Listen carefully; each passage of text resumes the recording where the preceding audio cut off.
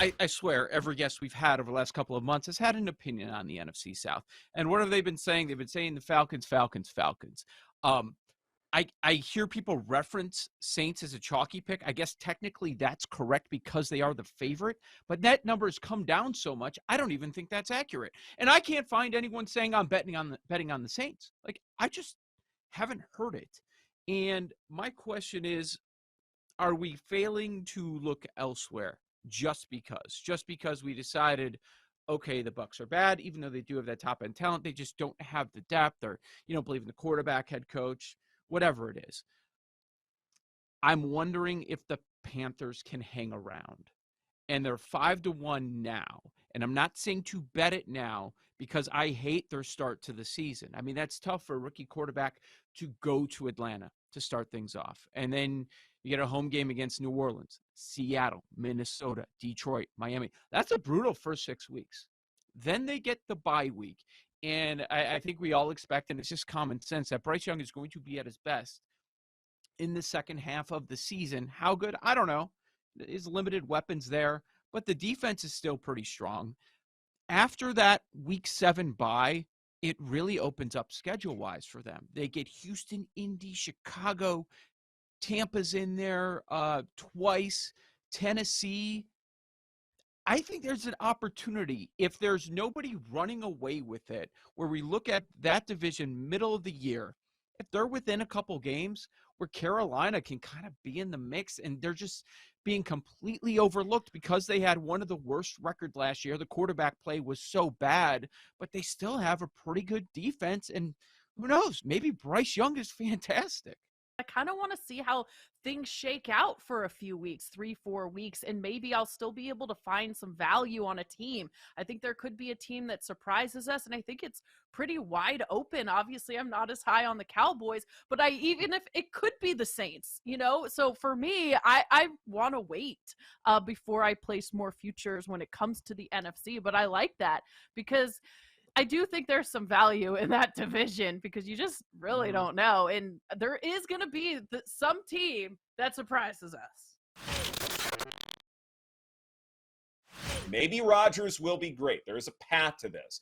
But I do wonder, every now and again, first couple of games, first 3 games, we see something that does deceive us. And I wonder if that thing is Aaron Rodgers. I mean, Drew Brees might be a really good example when he was with the Saints, when he was aging, where we saw some good performances out of him.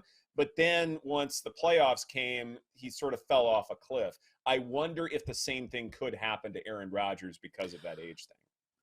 I think it might just be more inconsistency. I don't think it'll be like he's good for 4 games and completely falls off a cliff. I just think it might be more inconsistency throughout the season. I don't think that he's going to be as bad as last year, but I don't think he's going to revert to the MVP caliber level type quarterback that we've seen before. I think it might be somewhere in the middle.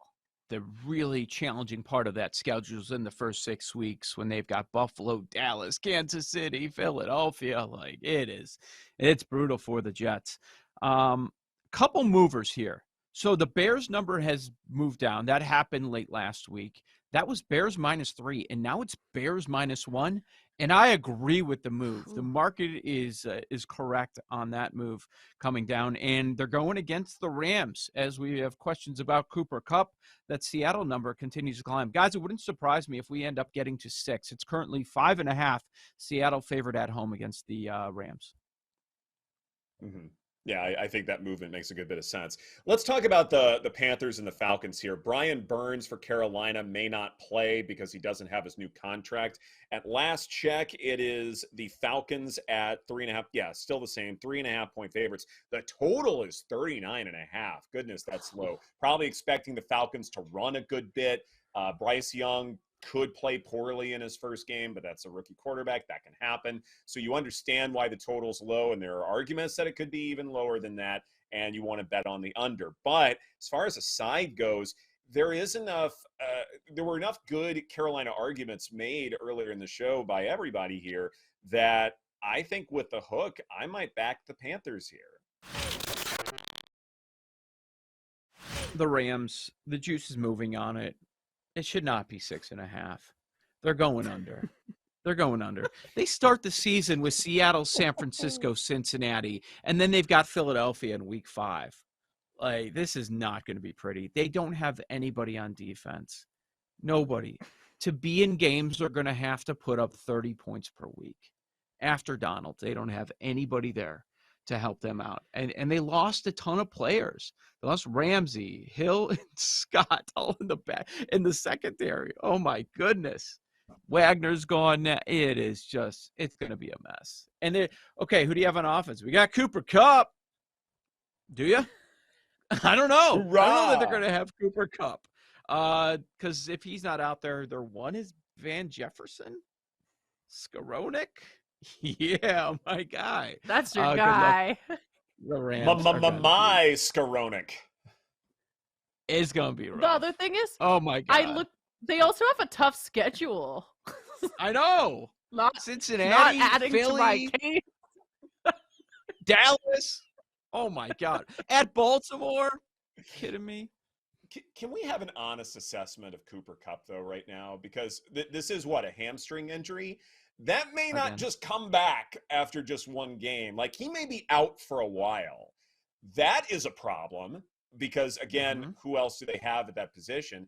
And then also, too, looking at Cooper Kupp's history, his career numbers, he had 1 year of elite football where a couple of folks were throwing out the MVP idea. I was fine having that conversation. He shouldn't have won it, but I was fine having the conversation.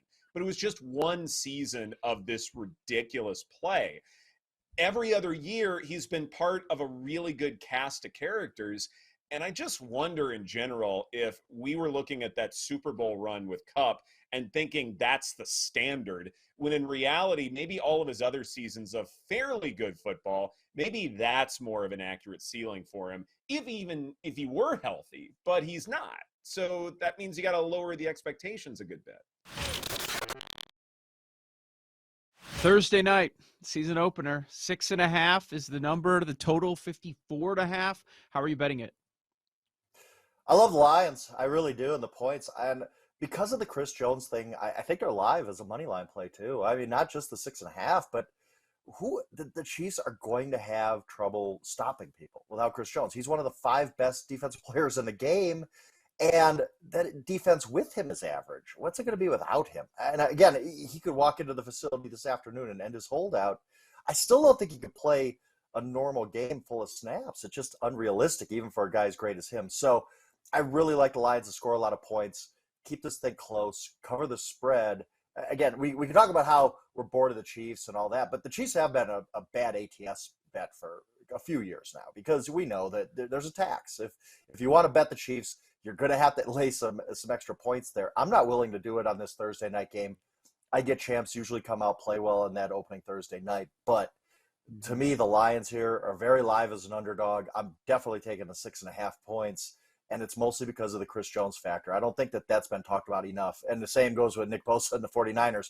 We have 2 of the top 5 to 10 best defensive players in the world holding out, and yet the lines really haven't moved at all.